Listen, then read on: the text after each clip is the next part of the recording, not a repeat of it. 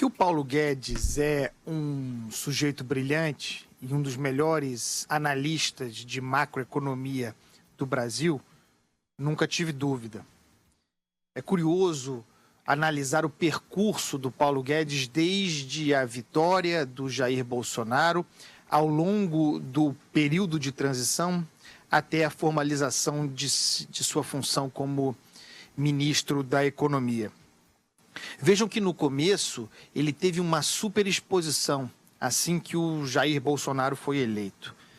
E havia uma tentativa de fritá-lo, houve uma tentativa de fritá-lo, apresentando-o como alguém esquentado, que desconhecia o ambiente político, que não conhecia o modus operandi em Brasília, algo que foi vazado e exemplificado num embate com Eunício Oliveira sobre orçamento. Ali se quis apresentar o Paulo Guedes como alguém destemperado e incapaz de fazer leitura política. Isso nunca foi verdade, embora ele seja, assim, alguém esquentado e que talvez normalmente não conhecesse a vida em Brasília. Ele sumiu naquele momento. Ele estava super exposto, havia tentativa de fritá-lo, em parte, dentro do próprio gabinete de transição.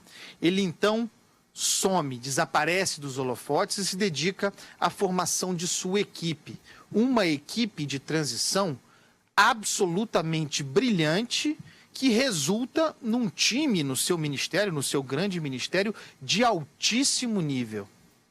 Talvez ele tenha aprendido muito sobre política nesse período, mas ele já sabia muita coisa e se acercou de grandes nomes, inclusive de gente que conhece a política real, o modo como as coisas funcionam no parlamento. Eu cito, por exemplo, há outros exemplos, eu cito, por exemplo, o Rogério Marinho, que foi o relator da reforma trabalhista na Câmara, um excepcional quadro técnico e que é um brilhante articulador político. Está no time do Paulo Guedes trabalhando especificamente na Secretaria de Previdência pela reforma da Previdência, trazendo um pouco de mundo real.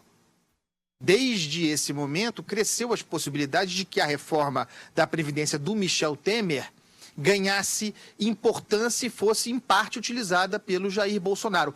Algo em que eu acredito e que eu espero que aconteça, porque, como todo mundo já sabe, essa reforma já tramitou, ela pode ser complementada, mas ela já tramitou, está pronta para ser votada, ou bem encaminhada para ser votada, e nos pouparia muito tempo. Nesse discurso de hoje, ele apenas exemplificou esse percurso de amadurecimento e de formação da sua equipe. A Vera foi muito precisa na definição. Foi uma aula, um diagnóstico dos problemas do Brasil, o histórico que nos trouxe a esse ambiente de estagnação e um papo reto. Sem enfrentar o drama fiscal, o descontrole dos gastos, o Brasil vai continuar nesse ambiente, nessa condição de estagnação. E, portanto, embora o desemprego tenha parado de aumentar, sem andar para trás, sem que o desemprego ande para trás, sem que o desemprego deixe de ser o nosso principal problema. O diagnóstico foi preciso e a formação da equipe e a prioridade apresentada hoje, claramente, indica que sabe-se o que fazer. Agora, a questão é de operação política. Eu acredito, ouvindo o discurso do Paulo Guedes, eu acredito que a gente possa ter uma reforma da Previdência encaminhada nos próximos tempos. Ele fez uma cobrança quase dura, borderline, à classe política. Houve um momento que eu achei que o discurso dele fosse descambar para um tom mais agressivo, mas não.